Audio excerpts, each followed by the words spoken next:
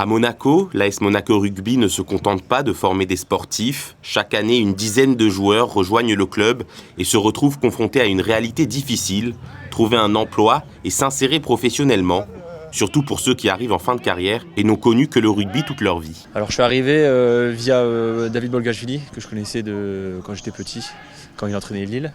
Et j'ai aussi un ami, André Charlat, avec qui j'ai joué à Nevers et qui m'a parlé du projet de venir ici.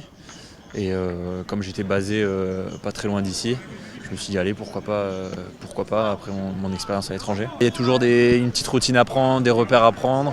Donc le plus difficile ça va être surtout pour le boulot, chose que je connais pas vraiment, dans le sens où j'étais professionnel avant et là d'arriver dans un cadre plutôt amateur, là recherche de travail, tout ça, je sais qu'à Monaco c'est un peu plus compliqué.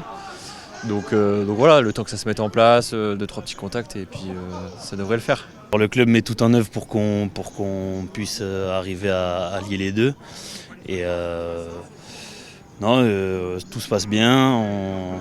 On est encore sur de la recherche pour le moment et on peaufine un peu dans quel secteur on a envie de travailler. Mais on est bien encadré, donc c'est cool. Pour les aider, le club les accompagne et les met en relation avec des entreprises locales.